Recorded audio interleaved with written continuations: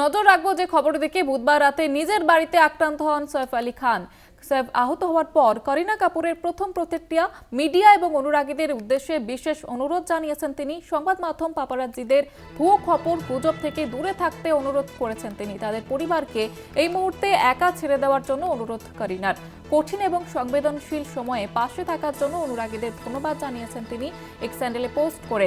আপনাদের জানিয়ে রাখবো এবং আপাতত বিপদমুক্ত সৈফ আলী খান এবং করিনা কাপুর তিনি এবার প্রকাশ্যে অনুরোধ করেছেন যে তাদের পরিবারকে একা ছেড়ে দিতে এবং এই পাশাপাশি যারা পাশে থেকেছেন এই কঠিন সময় তাদেরকেও ধন্যবাদ জানিয়েছেন তিনি। বুধবার রাতে নিজের বাড়িতে আক্রান্ত সৈফ আলী খান আহত হওয়ার পর এবার করিনা কাপুরের প্রথম প্রতিক্রিয়া এক্স হ্যান্ডেলে পোস্ট করেছেন তিনি।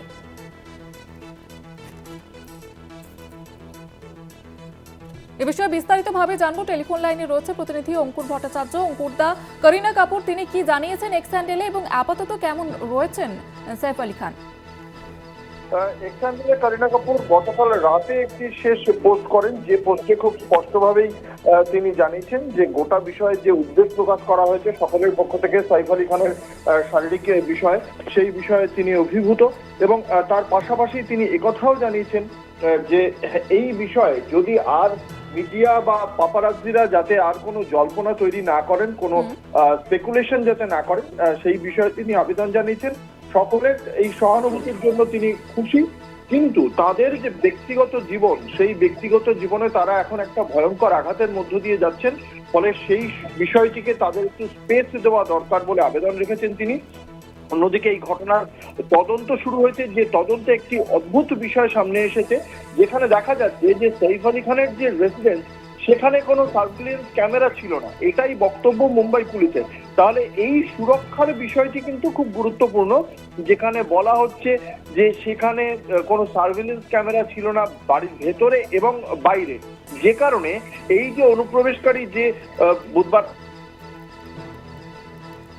সে ঠিক কোথায় গেছে, কোন দিকে বেরিয়ে গিয়েছে, সেই বিষয়টি সিসি ক্যামেরায় নাকি ধরা পড়েনি, এমনটাই পুলিশ সূত্রে খবর।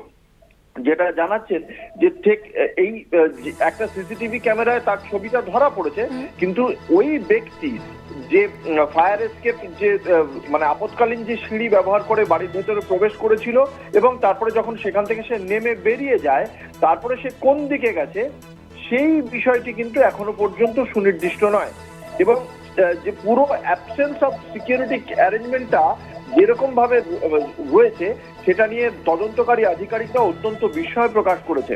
ফরেন্সিক এক্সপার্ট এবং ফিঙ্গারপ্রিন্ট স্পেশালিস্টরা দেখছেন যে কটা জায়গায় হাতের ছাপ পড়েছে তার সঙ্গে এই ব্যক্তি কোনো প্রাক্তন আততায়ী কিনা, তার কোনো অপরাধের রেকর্ড আছে কিনা, সেই বিষয়গুলিও খতিয়ে দেখা হচ্ছে। পাশাপাশি সৈফ আলী খানের যে শারীরিক পরিস্থিতি, সেই বিষয়ে যেটা বলবো জয়িতা, যে এখনো পর্যন্ত তিনি যে পুরোপুরি ভাবে বাইরে সেটা বলা যাচ্ছে না, তার উপর কড়া পর্যবেক্ষণে রয়েছেন। তার পিঠে যে ছুরির টুকরোটা বেঁধেছিল সেটা বার করা তো কালকেই অস্ত্রোপচারের পর বার করা সম্ভব হয়েছে, কিন্তু শিরদাঁড়ার পাশে যে ক্ষতটা সেটা অত্যন্ত গভীর, যে কারণে তাকে পর্যবেক্ষণে রাখা হয়েছে। জয়িতা, ধন্যবাদ জানাবো অঙ্কুরদা। আমাদের সঙ্গে টেলিফোন লাইনে ছিলেন প্রতিনিধি অঙ্কুর ভট্টাচার্য।